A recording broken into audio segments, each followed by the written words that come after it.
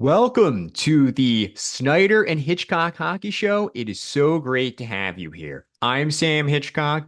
This is Corey Snyder, and we are putting together this hockey show because we basically actually let's start, Corey. Let's tell people about a little bit about ourselves.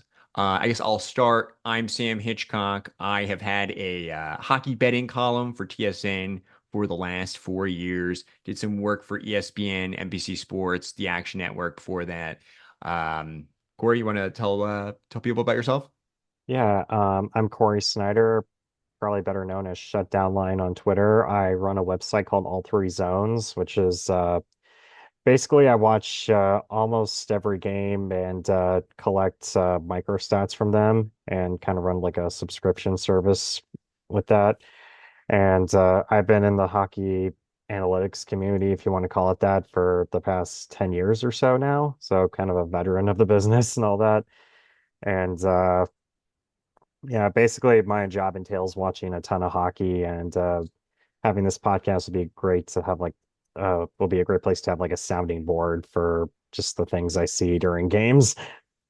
Exactly. And I think kind of jumping off of your point, when Corey and I first started talking about doing this show, we were both in agreement that the type of hockey show that we were looking for didn't exist out there. And, as someone who consumes a lot of football content, I bet on football, I play fantasy football. I don't have time to be crunching all the tape, looking at all the numbers. I want smart people who have done the work to kind of tell me what my opinion should be, what I should think about things, and to entertain me at the same time. And I think that is what we're trying to do here. And that's a good segue into what we're doing today, which is the watchability rankings. So we both have watched all the teams, we got opinions, and we set up little tiers too, from like this team is mandatory viewing to ugh, this is really a tough watch, and I'm watching it because it's hockey, but really it's not pretty. So I think starting with tier one, we might just kind of do like a 45-second to 1 minute thought on like each team, and we can kind of go back and forth on that. Uh, Corey, do you want to take the honors of going first? Sure. So I guess watchability is different for me than it might be for other people because I'll be flipping games on during the night, but there's also like my work too, which is like I'm looking for just teams that I find interesting, teams that I like, teams that I don't know, they just kind of like give me some level of unpredictability, something interesting to watch for, like they might have new players, they might have a player that I really like to watch. And that's kind of what I look for when I'm watching games, just things that are like unique. So this might be a little surprising, but the first team I actually had on my list in the like in my must-watch tier is the Dallas Stars. So like to me, this is the best all-around team in the league right now. They can play any way you want to. Their top line is very is well, their top line is very fun to watch. We're up against Jason Robertson. Robertson kind of dominates the game in a lot of different ways, and they have an influx of new talent coming in too to keep things fresh. I think Miro Heiskanen is the best. I think he should be the best defenseman in the league, even though he probably isn't. And they have great goaltending, and their defense is kind of very. There's a lot of very good players on the left side, and the right side is kind of just like paint by numbers replacements right now. So that makes it very interesting to watch. And they've had a very odd start to the season too. They've won games, but they're in cruise control right now. They're kind of playing at 65%, still winning games fairly easily. So I have them at I have them at the top of my list right now. Yeah, and I think just to kind of put a little additional note on that is I think so. One of my favorite players to watch in the entire NHL is Wyatt Johnson. I thought he was Yeah. unbelievable during the playoffs last season, and I would have a lot of frustration watching them sometimes last year because they would have Joe Pavelski, especially during the postseason, in the bumper, and it's like Wyatt Johnson was clearly the superior player. By the postseason, I thought kind of Pavelski was a little bit of a shell of himself, and you would watch Wyatt Johnson come out with the second unit, and it's like this is wasting who sometimes was their best forward all around for them during the playoffs. And it's like he can't even get first unit power play time. So with Pavelski retiring, seeing Wyatt Johnson as on the first unit is exciting. And I think they're really exciting off the rush. But I think it is interesting because I know their power play, having looked at their numbers, is actually like really poor. So I think they're going to kind of get It's that going. it's been a disaster early on. Yeah. Yeah, so I think that'll even get better with time. So second, I'm going to go chalk here. I am going to go Edmonton Oilers. Obviously, Connor McDavid, yeah, probably the best player since I've been like actually able to appreciate and enjoy hockey that I've ever seen in my entire life. Every time I watch him, I feel like he's almost too good for the NHL. It's ridiculous. Draisaitl also incredible. And Evan Bouchard is someone who I liked coming into the league, but he has been even better than I think I even expect him to be. And I thought he was amazing during the playoffs last season. Obviously he's got that unbelievable shot, but the way that he can kind of hold on to the puck and use his shot to freeze the defense and use his skating to kind of open up shooting and passing lanes is such an asset for them on the back end. And so they're my number two. And obviously, of course, you got to love the Draisaitl shot along one timer along the goal line as well. So Oilers are number two for me. Um, Corey, you want to take next pick? Yeah, I also had the Oilers in that in my top tier too. And I also want to add they like making things hard on themselves. Like they always get into this hole early in the season that makes the games later on have a lot of pressure. So like they need to win games in like December and January. So I feel like that adds to like the entertainment value. Yeah, the Stuart Skinner roller coaster is something to not be completely, you know, sometimes with him, yeah, you never know what you'll get. So it's definitely fun. And I think I saw Mike Kelly from NHL Network put the very beginning of the season, they were like getting absolutely slaughtered in rush chances, and last year, obviously, they were the best in rush chances in the entire NHL. So it's interesting how in the very beginning of the season things can kind of have that inversion. But all right, so Corey, do you want next pick? Yeah, so next pick I chose Vegas. And Vegas is interesting to me because they've had kind of a talent drain the past few years, but I feel like with them, they're a team that they're a benchmark team for everybody else in the league. It's like, okay, we have to see how we match up with Vegas. We have to have a good game against them. So their games are always super competitive. And they have a lot of moving parts on their roster right now, kind of trying to figure out the wings. Like they brought in Victor Olofsson, who has a really good one-timer, to fill in one of the wing spots this year. Their center depth is very good. Their defense is very good too. And I just think like whenever they have like a divisional game, especially against like the Oilers, the Star or conference game, not divisional game, but whenever they play like Edmonton or Dallas or one of like the upper echelon teams in the league, it's always a great game. It's always it feels like a playoff game during the season, just because they always seem to like bring out the best in their opponents. And they're always a good team. Even when they didn't make the playoffs a couple of years ago, they're still a competitive team. So I have them pretty high on my list. Like if whenever they're on, they're kind of like the default team that I go to like in that 10 o'clock slot.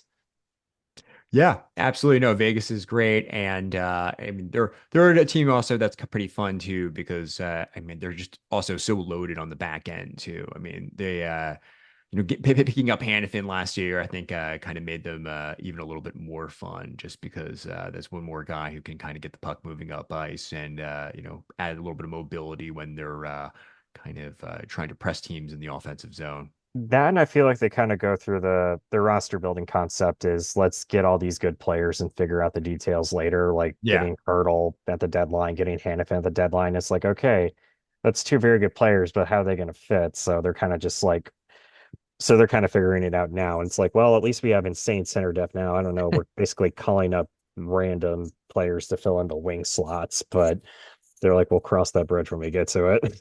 And I should also add, as someone who watches a lot of Devils hockey, I thought that Alexander Holt's Yeah. acquisition was incredibly shrewd on their part. So I give them a lot of credit for that because former top 10 pick didn't necessarily quite have live up to expectations in New Jersey, but I would not be surprised if he has kind of an Owen Tippett second team renaissance in Vegas. Also, great franchise I think can kind of cultivate his talent.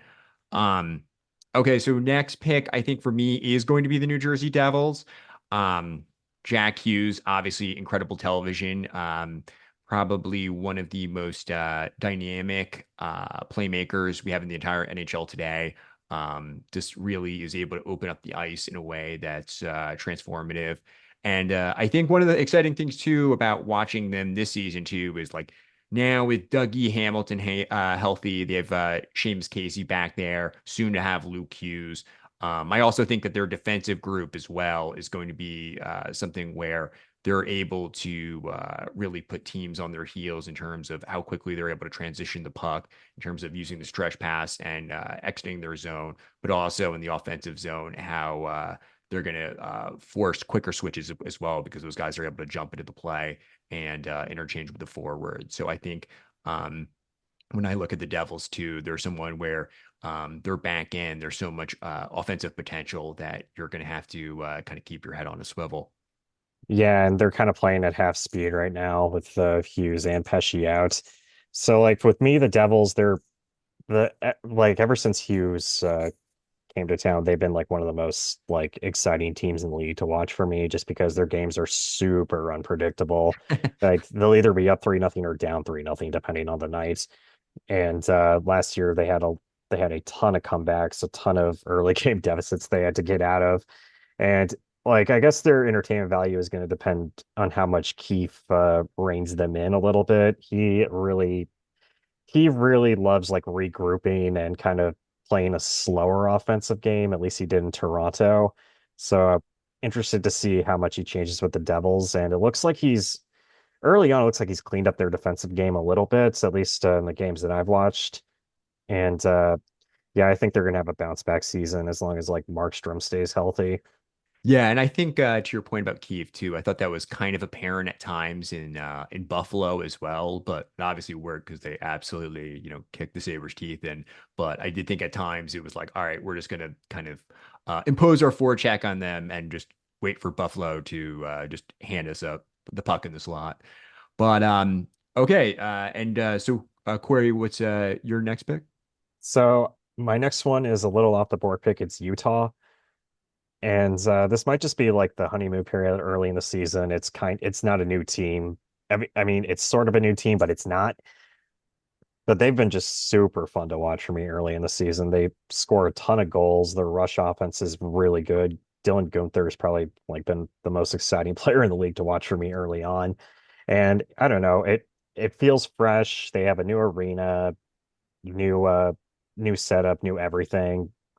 And so like I'm probably going to be tuning into a lot of their games late, like for that reason alone. That and I don't know, I feel like they made a lot of really good moves in the offseason too, with kind of rebuilding that defense, and getting Sergachev to kind of anchor their blue line.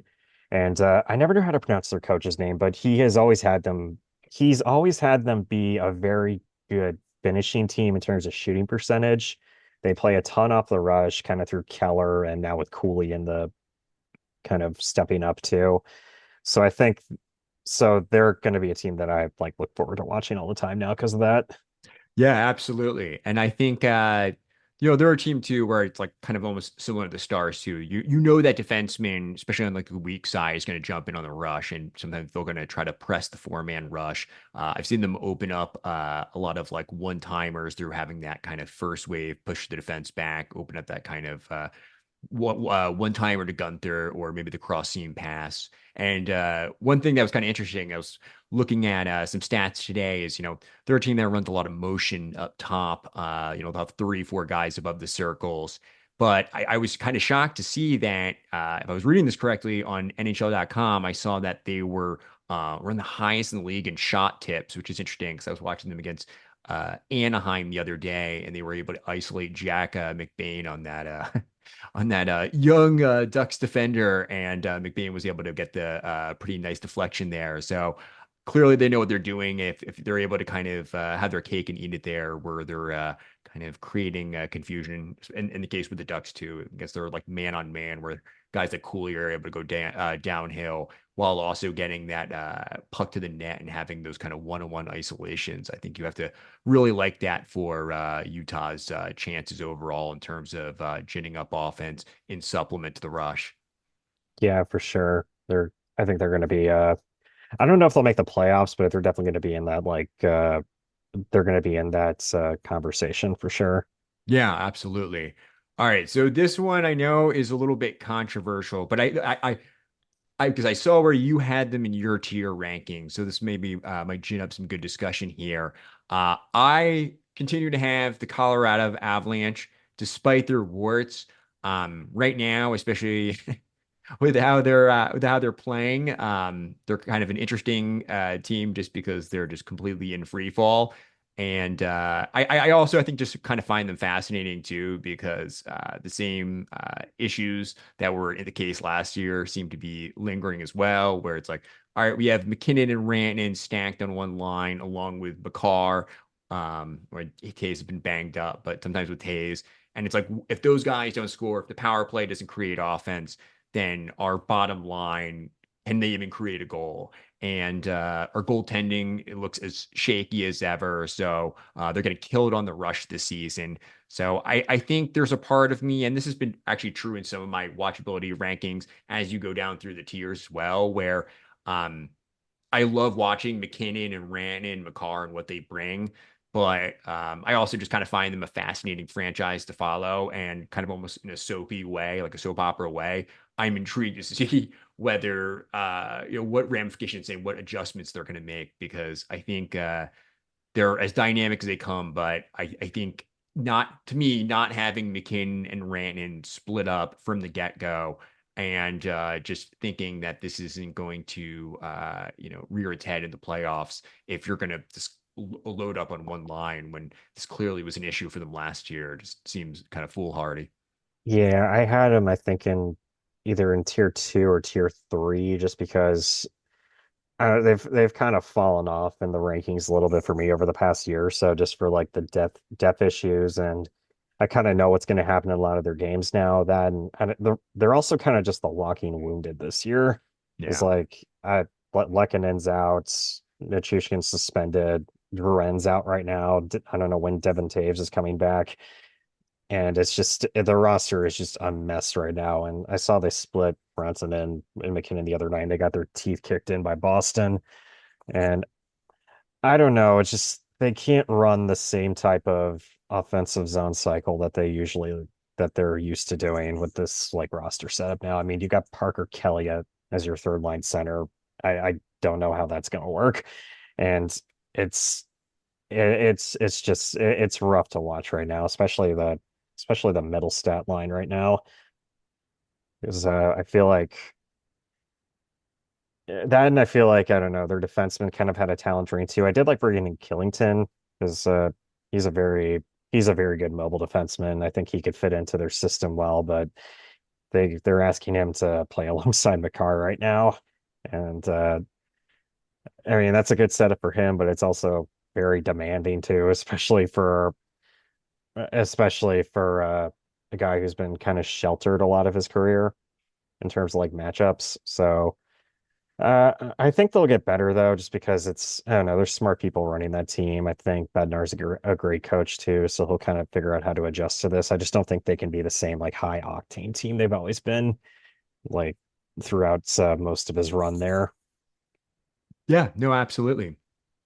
Corey, you want to take the honors of the next one? Yeah, I had Florida next, and I know they kind of have the same issues as Colorado right now, where it's like their two best players are out. But like when they're at top speed, they're very similar to Dallas to me. They can play however you want. They do kind of get very grindy though, like towards like the middle of the season, or they have like when they're facing like one of the better teams in the league, they do tend to like have games where there's only have a third period where there's only like five total shots combined because they kind of just suffocate the life out of you. But I do think, but I don't know, they're the defending champs. Barkov is still great to watch like every night. Incredibly deep. Well, a deep roster when everybody's healthy, and like they got Sam Reinhart coming back too. Then I'm kind of a fan of their defensive, how they fill out like the roster holes on their defense, like bringing in guys on 1, 2 year deals and see how they fit in over the course of the season, see who sticks, see if they can find like another Forsling that they want to keep long term. And yeah, so I'm always going to be, I don't know, I always like to seeing how like the defending champs like go about their business the following season too, because it's always hard to repeat for And I them, think like for them getting to the final 3 times in 3 years like that. Like it's similar to Vegas too, because like teams are going to bring their best against them. 100%. Yeah, I think they're so interesting too, right? Because it kind of plays into the idea of what falls into most watchable. Like I know last season they were first in like dump in rate, so that which something you wouldn't think is conventionally super watchable. But for me at least, when their forecheck is really cooking, it's like they have eight guys on the ice. I Yeah. mean, it's kind of amazing to watch, and I think that like Barkov, Kachuk, Bennett, Reinhardt, they have so much talent at forward too that watching those guys work below the circle, create off the forecheck, and then kind of gash on the rush too is just electric television. So I completely subscribe to that as well. Um, do you have anyone else in tier one that oh no, that's sorry, you just went, so it's my turn, right? All right. So I have the Toronto Maple Leafs next, and I think the obvious person for this is Austin Matthews, one of the most one of the best goal scorers of the last 20, 30 years. Almost scored 70 last year. I think having Marner and Nylander, those are also two just incredible playmakers as well.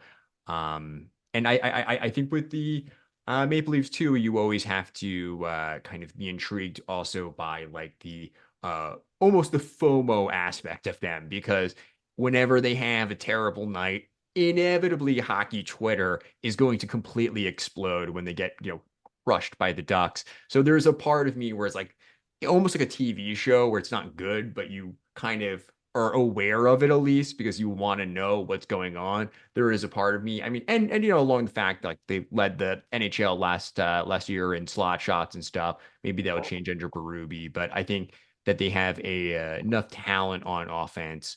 And some of those guys are so skilled on the forecheck and cycle that I expect them to be pretty formidable offensively again.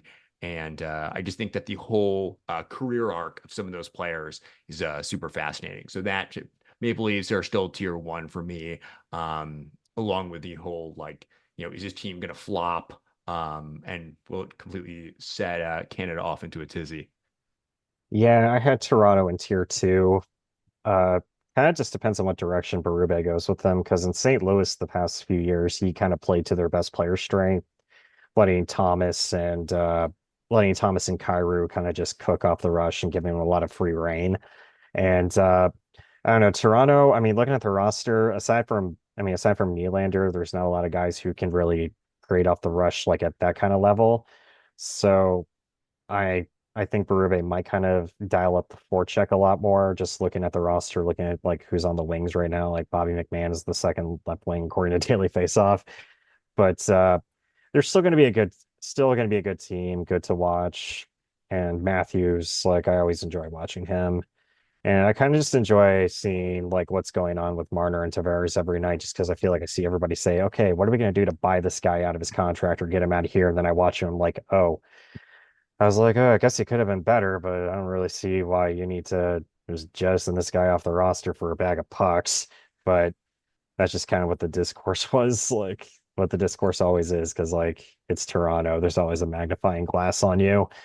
But yeah, like But yeah, they're always kind of in that tier two, just because it's like good team, but I kind of know what I'm getting almost every night. Although this year there's a little more volatility new with the new coach and a lot of new pieces in on defense too. Yeah, absolutely. Do you have anyone else in tier one, Corey? No, I think that was all of tier one for me. I mean, All right. I guess there's some I can slide up into there, but I don't know. I feel like I had so much in like the middle tiers. It was like, geez, this kind of looks like I hate almost every team. But Well, yeah, and I think that's kind of what's interesting about the list as well is that you go through all 32 teams, and this is really a credit to the league. You can find things and reasons to watch about each team, really. Whether it's like the young players on the Sharks or the Canadians. They're like no team is completely bereft of talent anymore. There is kind of skill everywhere. So it's really just kind of what kind of style of play, what kind of entertaining games, what are the players that you're really drawn to. So there's kind of a certain stylistic element. So I totally can totally relate to what you're saying there. And I think with tier two, I mean, one of the ways that I was kind of viewing it is, not mandatory viewing, not prestige, but like binge worthy. So maybe like an Apple show. So I would say starting my tier two. I think I'm gonna go completely off the board here. I watched them the other night. I was kind of really really charged up about it, fired off a couple tweets. I'm not a, kind of propulsive tweeter, but I was kind of excited by them. Anaheim Ducks, I'm gonna have in my tier two.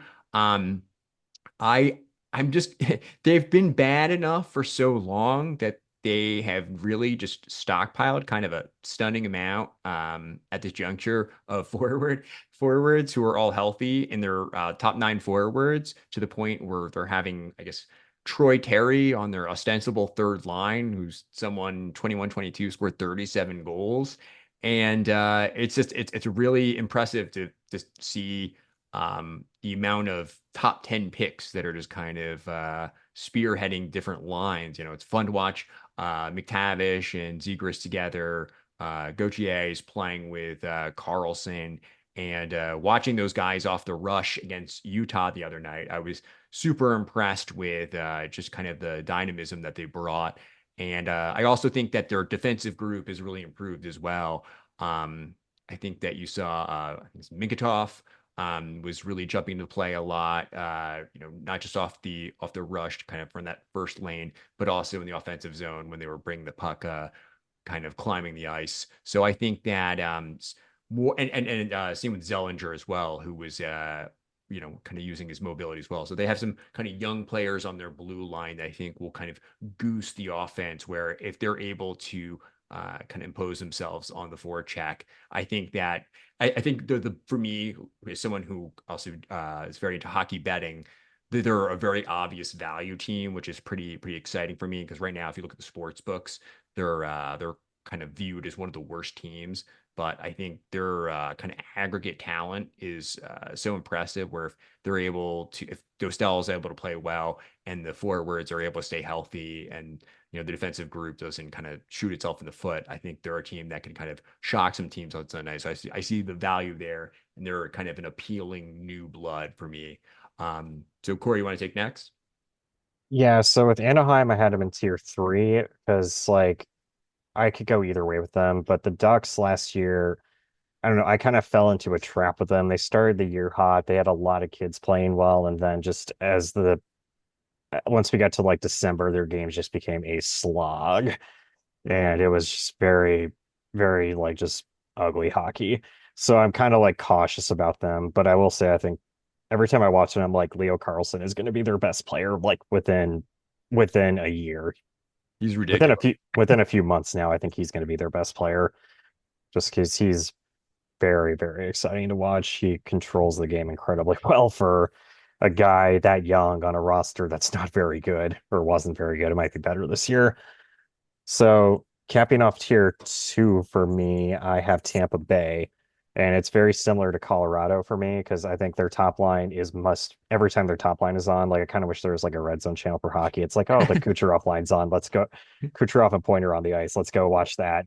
Like I always want to see what they're doing. They run a ton of like really interesting set plays, a ton of really intricate timing plays. Gensel is there now too, and he fits like a glove on that line, just with how good he is at kind of getting himself open, tricking other people to think he's open, so that like Kucherov or somebody else can get wide open in the slot or a defenseman's wide open. They have Darren Radish on their power play, which is kind of weird, which is like a weird thing to point out, but he shoots the puck at 110 miles per hour. And that's like his only redeeming quality. Well, that's like his only redeeming quality to be on the power play, but like they do it anyway because their roster is so thin and it almost never hits the net, but it's still very like funny. It's still very fun to watch when you see him like kind of post up and try to like pretend he's Steven Stamkos in that spot. And yeah, but the rest of the roster, it's like, okay, Connor Sherry's on the ice now. Nick Paul's on the ice now. Let's skip through this. I don't really care. They're gonna grind this out. And it's like, oh, here comes Point and Kucherov again. Time to dial in right now. So that's kind of my that's kind of where I'm at with them. Yeah, totally. And it's so funny too, like having watched Palat play with Kucherov and Point for years, it's like Gensel is like this really high level version of Palat, where it's like he's like almost like one of those kind of uh, actors who's like a role actor, but who's like overqualified for the role. He's like the Philip Seymour Hoffman in that role, where him being that kind of third guy to play almost like kind of off the puck and kind of do some of that kind of nitty gritty dirty work is just, I mean, it's really it's so much fun to watch those three guys play together. So Yeah, and I guess I will say like they do have some interesting players like lower in the lineup because like Brendan Hagel's really popped off the last couple of years, and a guy that's really off the board is Easy. Like he's not very like skill. He's not a good scorer by any means, but he's like one of those guys that flips possession really well because he's really fast and really good at getting through the neutral zone and kind of just like flipping the ice for them to like set the table for their top six to get an offensive zone shift. So I kind of enjoy watching him too. But yeah, Tampa Bay, like I feel like as long as that top line stays intact or Braden Point and Kucherov still exist, they're always going to be a team that I like to watch. so do you have like a team in tier two that you think could rise into tier one? Uh, well, I was going to say Nashville, but that's not looking too hot right now, is it? So this is a really off the board pick. I think Minnesota could be a tier one team for me because, well, A, they have Kirill Kaprizov. He's like for me rewatching the games too, I really just enjoy watching him. He's a very unique player, very shifty, really fun to watch. He just controls the game incredibly well. I've always loved watching Zuccarello. I think Boldy is pretty interesting to watch too. I have no idea how to say this guy's name, but number 22 on their team, uh, Yeah. Kusnit, Um, Kusnit, yeah, I don't know what his name is, but he's very shifty. He's yeah. small, but he's very shifty and very crafty with the puck too. Foligno plays like Foligno always plays like he's like the puck doesn't exist and that he's not holding a hockey stick. He plays like a bowling ball. So he's very interesting to watch too. But the main reason I think they can rise up into tier one is it's Marc-Andre Fleury's last year. And I think they might kind of be motivated to go on a run, like to at least get him in the playoffs, like Yeah. because it's his last season. And uh, also just reading about them last year, they were like a lot of like the players in that team were crushed that they didn't make the playoffs last year. Like Kaprizov was apparently like super pissed about missing the playoffs last year. So I think in that division, especially, they could definitely go on some kind of run just because their floor is always really high. And also, I'm interested to see how like Brock Faber kind of progresses because he was a guy that didn't really have much of an offensive upside in college at all, from what I remember. And they got him running the top power play unit now. Yeah, yeah, and I think so just kind of jumping off your point, I think For me, one of the reasons that they're so fun to watch also is like obviously Kaprizov's incredible. He's someone who, as dynamic and as great as he is, like off the rush, he's someone too that I always appreciate is not afraid to kind of get into the interior too. He's actually like really good at deflections and kind of scrapping away right around the low slot. So I think that kind of inside outside game that he brings for someone who's pretty not that big is pretty impressive.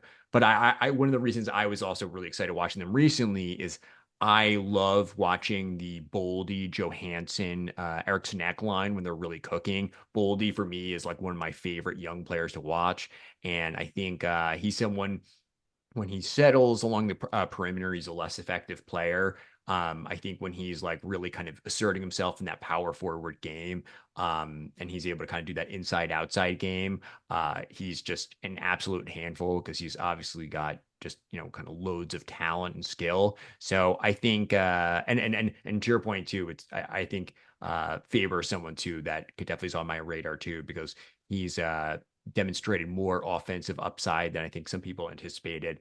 And it's been, and when Spurgeon got hurt last year, that was like a real springboard for him to kind of assume a larger role, and he really thrived in it too. So yeah, I think that's a great pick. Yeah, then like they got some injuries right now. So like the other game, Kaprizov played like 30 minutes and they were using him with literally everybody. So it's like, okay, well, it's like, I don't know. Minnesota is very fluid with how their roster is just because they don't, outside of Eriksson Ek, they don't really have like that rock center and he's hurt right now. So it's like they put Marco Rossi on their top line right now. He's basically just there to play off Zuccarello and Kaprizov, and Hartman's like their go-to plug and play center. He's very good at getting to the net. And I don't know. I just feel like they're not constrained like to like the limits of roster building that's a lot of teams kind of fall into. So it's like, oh, we can't use Kaprizov with him. He's with because he's we can't use Kaprizov with Boldy because he's with Zuccarello. But it's like, oh, two of our top six guys are out. Let's just put Kaprizov on two different lines now because that's basically what they did the other night against St. Louis. Yeah. And it was a very fun game to watch. So so my riser in tier two was actually Utah. So I'm gonna do a team that I think could drop out of tier two for me. And I think that's the Ottawa Senators. And they're a team that I really appreciate because if you catch them on the right night, they can have this great blend of finesse and power, which I always kind of appreciate, where it's like they can kind of play that heavy forechecking game, but then they can also really assert themselves in transition too. And I've been someone who has been very bearish, I would say, on Travis Green in the past. I always kind of thought he was one of the worst coaches in the NHL. And I got to say, and what I've seen with the Senators so far, he has they have been in the start of the season. They have brought energy and looked a little bit more consistent from the games that I've seen at least. And they've always been like a one step forward, one step back team for me.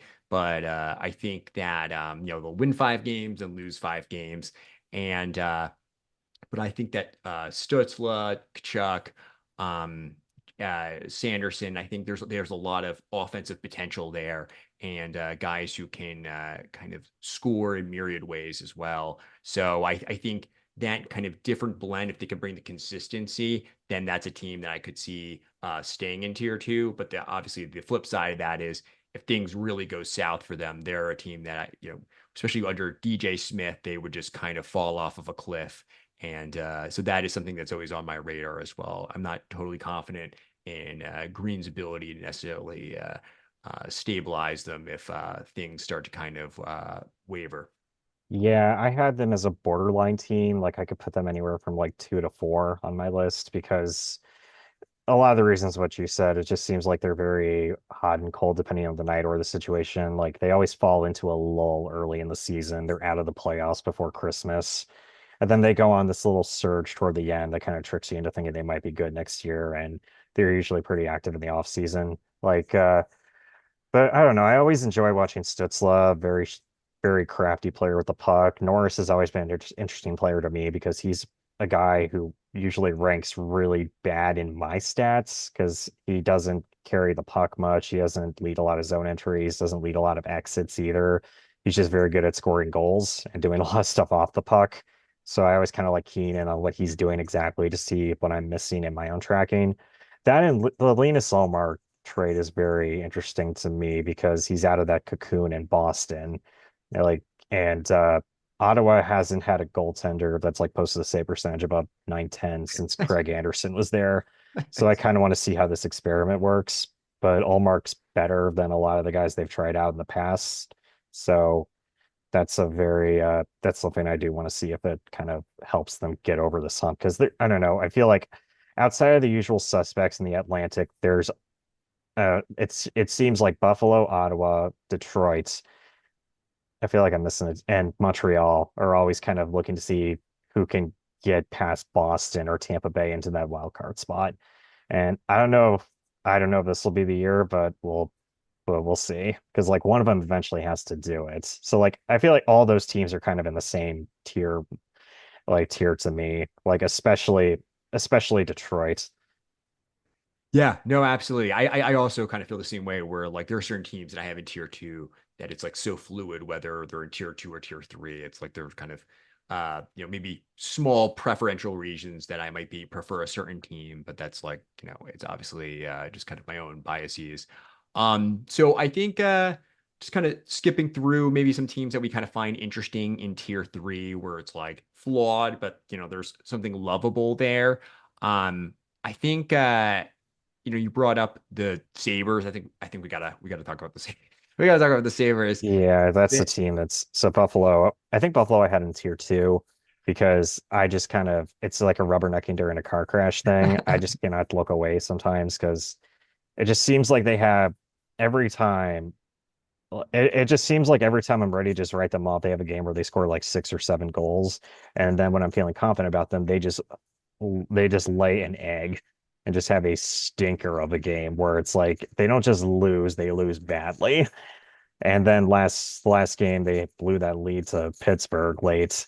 It just they just have a lot of combustible chaotic elements coming together, even if they've been like probably my biggest disappointment the last 2 years or so in terms of like who's gonna ascend. And yeah, they are definitely the team that I think is the if you're going to turn them on, you can tell pretty quickly how sleepy they look because there are times like I remember I was watching them against the Kings early in the season and it was coming out of period three and they have a 1-0 lead. They have a 1-0 lead on the power play and Darlene turns over the puck within 10 seconds and LaFerriere feeds it to Kopitar and it's like how does this happen when you have fresh legs coming starting the third yeah. period on the power play? I mean, Darlene, took his leisurely time getting back for it, and it was just a complete blunder or something where he definitely has the skill set to be able to, kind of bypass or at least protect the puck to avoid that scenario from happening. And they're a team, to your point also, where it's like they're so funny because you'll be watching them and you're like, oh man, it's just crazy to see how much talent is. The talent is on this roster with top 10 picks to see it's and top 15 picks that are squandered. And then you'll catch them on a certain night and they'll win 7-1 and they'll look incredible. So I actually had the Sabres, to your rubbernecking point as a tier three team that could possibly rise into tier two, just in the event that Lindy Ruff like maybe is able to somehow kind of find some consistency there. I'm not saying it's going to happen, and I certainly have my doubts based on the early returns, but I'm keeping my eye on it just because I do feel like at some point they got to get their act together. One thing that I was thinking about earlier with the Sabres, I'm curious what your thoughts are. So they went from Granado to Ruff. Do you think with their kind of younger roster, they would have been better served going with like a younger coach like a Woodcroft or something? I don't know, just curious. I don't know, just because I don't know, a lot of these coaches now I feel like they don't have like a rigid system that they adhere to. Because Granado had them playing a very run and gun system when they were making a push for the playoffs a couple of years ago. And then last year he just had them like completely cut it out. Like they were like just flipping the puck off the glass all the time. They were dumping the puck in all the time. They were not really pushing for offense at all, going for a lot of point shots, very just static offense, very slow hockey.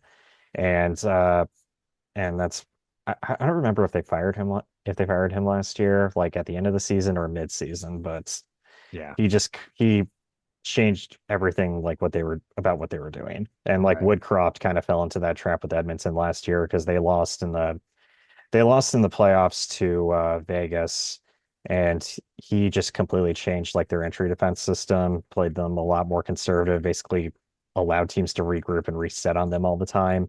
And that was the opposite of what he was doing early on. So I don't know. Yeah.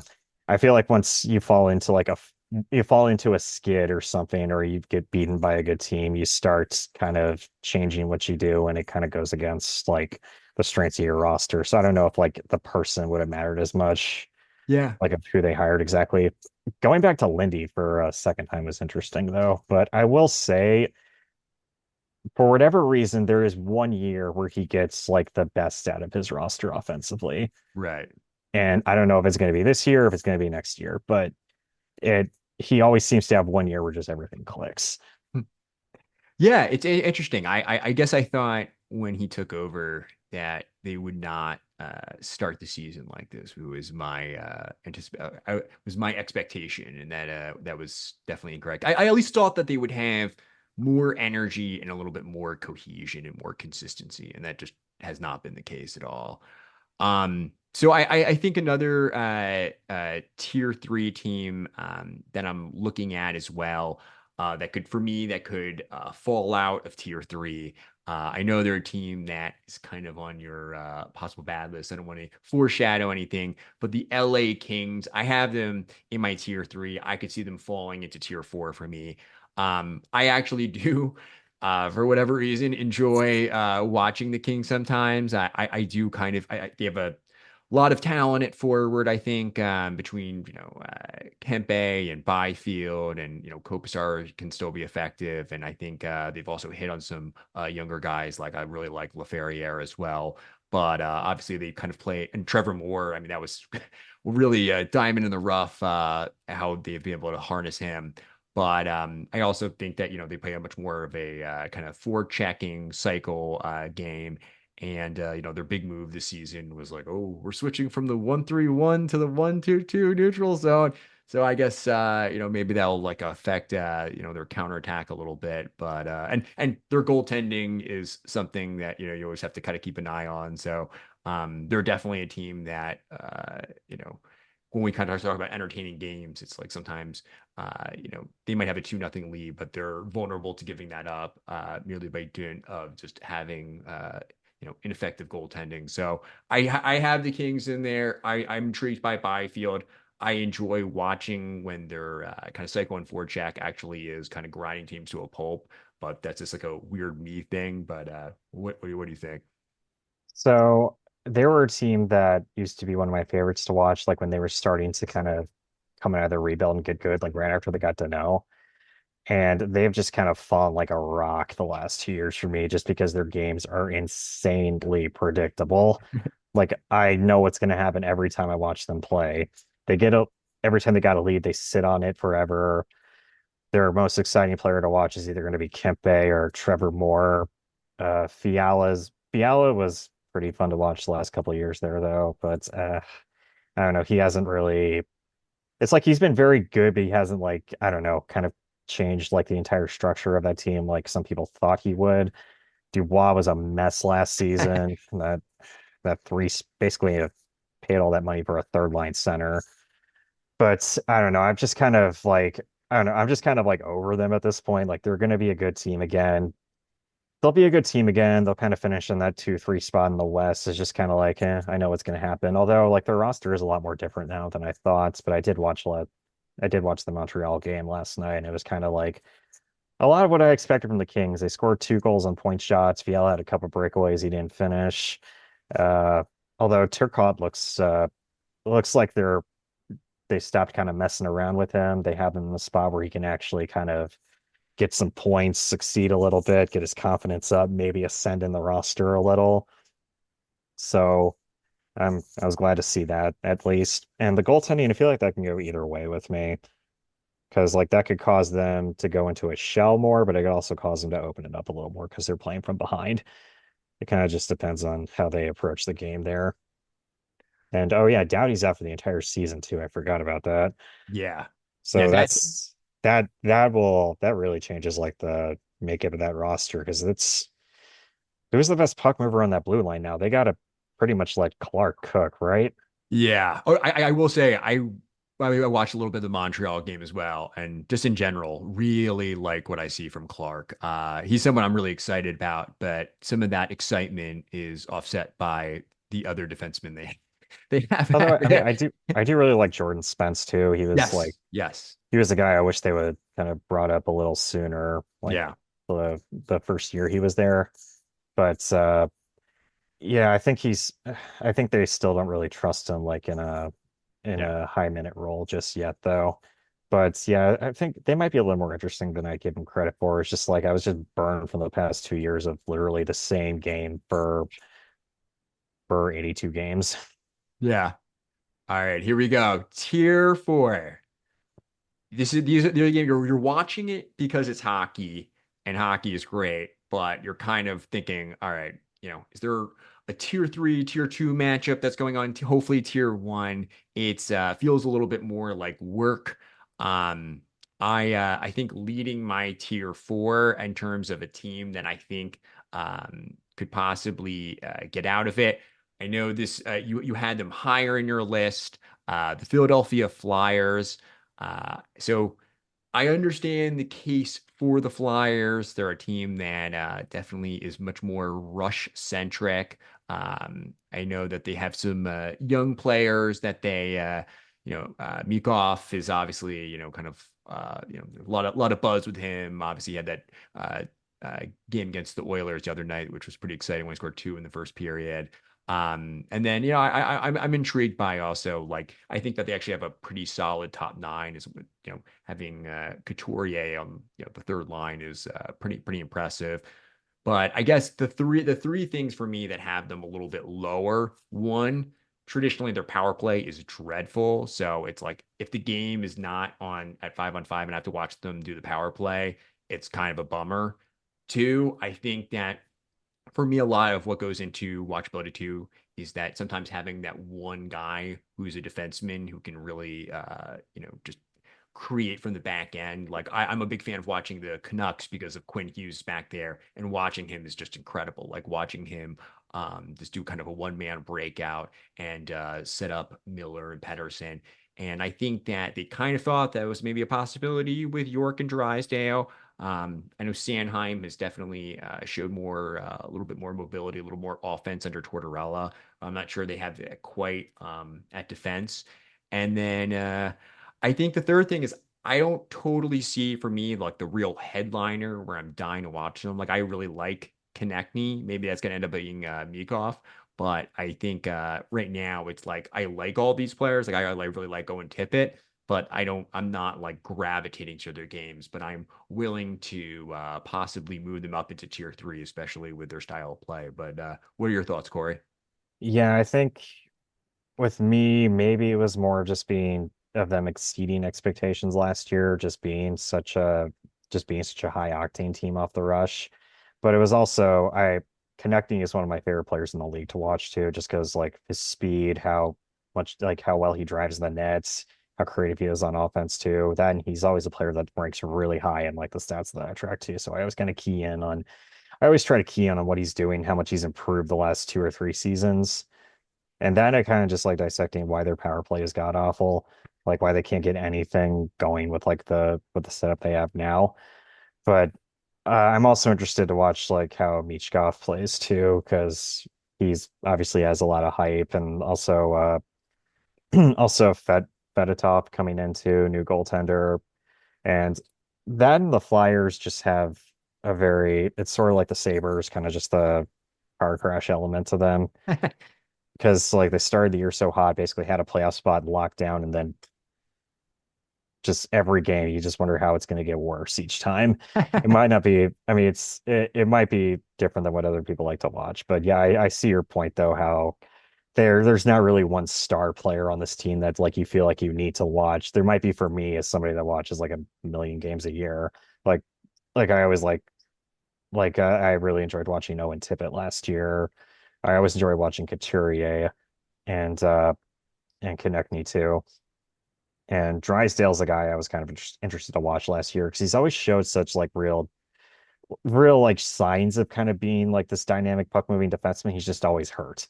Yeah. And I was like, maybe he can do something when he's finally healthy. And then I think he got hurt again last year. And it doesn't seem like he's gonna be the player that I hoped he would be. But yeah, I think I had the Flyers in tier 2 for a lot of this reason. That's kind of why I had Pittsburgh in tier 2 as well, because like obviously better roster, obviously like 4 or 5 must-watch players on that team. That and it's just a lot of combustible elements coming together on that roster. There's a coach that's been on the hot seat for 2 years now, somehow hasn't been fired yet, despite missing the playoffs for 2 years. That's unheard of in the NHL. Every game feels like they're on pins and needles for some reason. They don't have a lot. If they have a win where they coast, you're at least watching Crosby do a lot of just incredible things, make making 4 or 5 incredible plays. Malkin can still dominate a game when he's turned on or when he turns it on. Carlson still is still Eric Carlson. And but like if they're coasting, you have their stars doing their thing. If the game falls off the rails, which it does quite often there, it's still pretty entertaining to watch because it's like, wow, how did that happen? Because I feel like they just don't. Well, like it's like Buffalo lately. Like they don't just lose; they lose. If they lose, it's like wow, that 7 happened. nothing. Yeah. Like wow, that happened. We didn't just lose. We got our teeth kicked. The Penguins for me, I mean, this is anecdotal. I don't have any numbers backing this up, but in my anecdotal experience, they're the ultimate like if this is a 3-goal lead, they definitely might lose this game 5-3. Or Yeah, if they're down, or if they're down 3-0, they could come back and win 5-3. It's like no lead is safe for or and against. Like they seem like they could collapse at any moment, and some of that can be goaltending or spotty defense and or they could come back and make it interesting. So I think this whole like kind of weird thing with the end for Crosby too, and just kind of I mean it's a kind of a lineup of cast-offs from certain other teams too, which is like I don't know for someone who follows the league kind of obsessively is always intrigued like oh wow yeah that's right Pavilier is on this team like oh and yeah, then that's right. and Yeah, I then remember seeing their depth chart. I was like, good Lord, what is this? Like I yeah think it was oh Drew, man I was like, I like Drew O'Connor, but that's your first line winger. Wow. yes I did yes see a funny I did see a funny tweet the other day. It was like Tristan Jarry played such a great game today. Of course, it was 3-1. Of course, we were down 3-1 when he started playing well, but still he played well after that. So, Corey, who for you is the team that you feel the most ugh about watching in the league? Like, who leads that for you? Let's Your see. ugh There's tier. let's see. There's a few. I mean, it kind of depends because I I do not like watching the Rangers. I feel like all their games are the same thing. They'll score 3 goals in 5 minutes and then just kind of not even try to make a pass, or they'll just dump the puck in and go for a line change the rest of the game, just sit on the lead and then win 5-2 while not even trying. Uh, the Canucks, I had them at the bottom, but just because I've seen Tocchet hockey when it's at its worst, and it is a slog. But they still have Quinn Hughes there, and Quinn Hughes is still very fun to watch for me. He gives a level of unpredictability there. Then they're kind of showing signs of being like the chaotic Canucks of old, of a couple Yeah, of years yeah. ago, of Flames game. Yeah, that game the was Boudreaux insane. years. Well, and against Tampa Bay, they were Yeah. just against Tampa Bay. I mean, I mean, it wasn't really chaotic that game, but some of the goals they gave up, it was like, wow, like how did you manage that? Like they left Kucherov wide open in the slot on a couple of Point had a Yeah. chance for a goal that he just airmailed and he had nobody within 5 feet of him. So I don't know. The Canucks might move up in the rankings there. I think LA might have been on the bottom of the list there. We kind of covered them already. Winnipeg is usually a team I'm not interested to watch because a lot of the same problems with the Rangers. It's predictable. Then the Jets season is always predictable for me. Like Right, right. they're going to be very good up until like the All-Star break, and then they get into this malaise and they don't do anything in the playoffs ever. But that's also a team with players that I like to watch. Like I Yeah, really love watching Kyle Connor yeah, and just like kind of seeing like the debate about him, how Ehlers should be in his spots, like how bad he is defensively, and like a lot of the like with a lot of like the things I watch with Connor, he grades very well, but he is pretty bad at he is pretty bad along the wall at exiting the zone sometimes. yeah, But I do love watching like his offensive skill sets. yeah, Then I really have enjoyed watching that third line this year with Niederreiter there with Adam Lowry. Very they're very strong on the forecheck and they kind of have a deceiving skill there too, especially Niederreiter. It's like Niederreiter plays such a sloppy game. He doesn't look like he can. It doesn't look like he has much finesse to his game, but then he'll kind of just thread a pass through like 6 layers of skates out yeah, of nowhere. So, like, it's kind of what you were going to. It's kind of like what you were saying earlier. Like, all these teams have something you want to watch. yeah, It's just kind of like my personal feelings. totally. Like with the Bruins, I also had very low because I just like I aside from like Pasternak, I'm like, okay, why am I watching this team? Like, it's going to be good. Like, I know they're going to win, probably. They're going to be or they're Yeah, going to play a pretty good game and they're going to make the playoffs game. But it's like, okay, like, like this isn't very interesting. They won 5-1. The game's over, whatever. yeah. So, one team I'm kind of interested to see where you had is Calgary. Ooh, Calgary is interesting. I mean, I like watching Zari. Kadri, I love watching Kadri.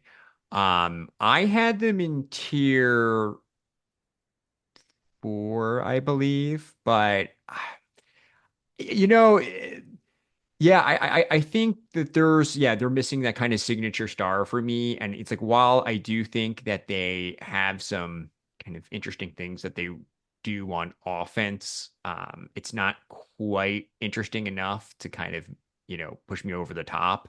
Um, I don't know. I enjoy and I like watching like Mackenzie Weegar and stuff. Like there are definitely players on their team that I get enjoyment from watching, but and I guess the whole Huberto thing has been so weird that there's kind of a perverse enjoyment of that just because it's just kind of like I kind of can't believe how terribly that's gone. But yeah, I don't know. They're a team where I watch them, but they're not like, they're definitely a tier three, tier four team where it's like I need them to be playing some. If they're playing the Bruins, I am really looking for like any other game because that to me is like two kind of lower rung teams. But if they're playing, um, yeah, like the Oilers or something, it's like all right, Battle of Alberta, Yeah, let's go. yeah, that's true. So, What like, about full you? disclosure, we didn't do numbers rankings, but before I watched any of their games, like, if there was a 33rd slot, that's where Calgary would have been. Because I had like zero reason to care about anything this team did this year. Yeah, Because like it's a transitional year for one. It's a lot of placeholders on that roster. It's yeah, like, who am I supposed to be watching on this team? Then I I started watching some of their games. I'm like, oh, this is actually they're competitive, they're fast, they're pretty fun to watch. Like it's just like if you if you like showed the roster to anybody that's not a super hockey nerd, they would not recognize a single player on this roster except maybe Nazem Kadri or Jonathan Huberdeau. yeah, yeah, So exactly. that's like their drawback, Yeah, which is kind of where I was with the Kraken. Because like the Kraken, that's a team that I enjoy watching, although I feel like the shine wore off like last year for me with them.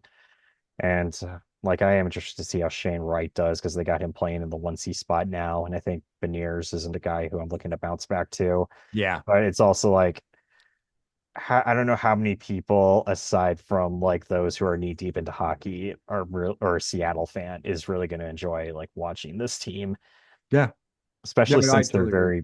they're such a detailed oriented team too with how they Right, play. So right. I can understand why like somebody might not like be totally like into like the the games they're playing. Yeah. Although, I mean, they did score 6 goals the last two, so Yeah. maybe there's something brewing there.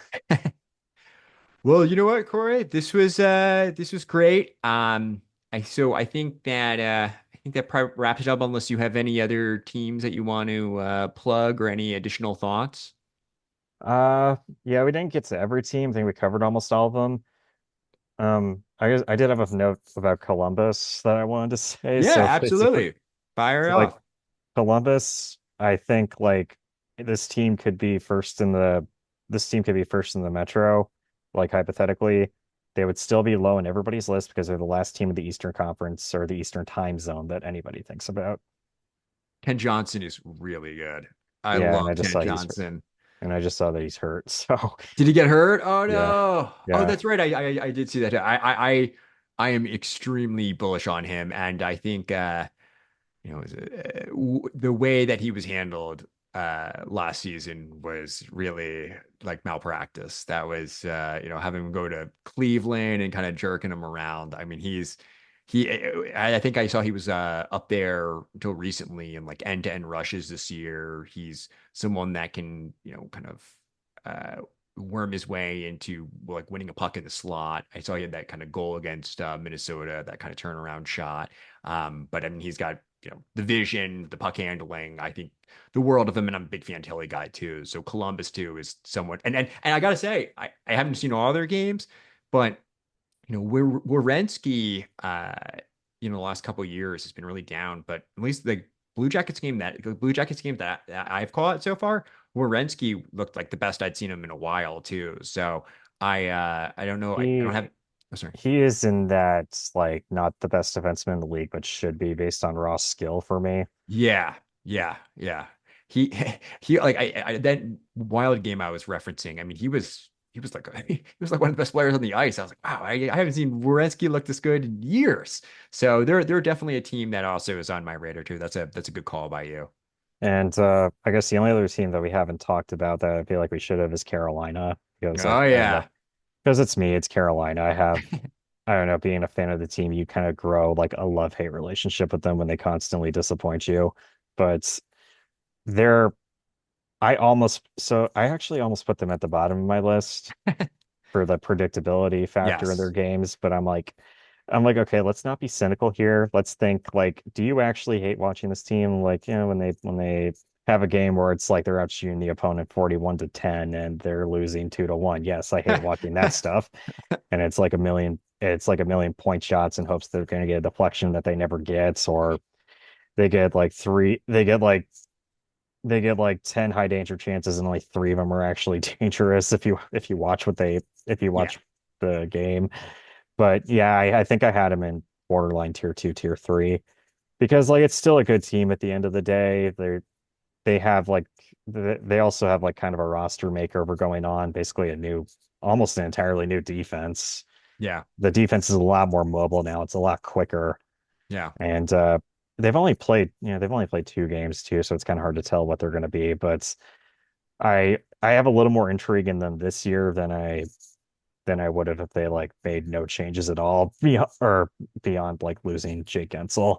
yeah, yeah. No, I think you know they definitely have a certain style of play. I think the predictability element with them, I would definitely agree with. I feel like when I turn on the Hurricanes, I know exactly to expect. And it doesn't really necessarily waver from that. As someone who has been uh,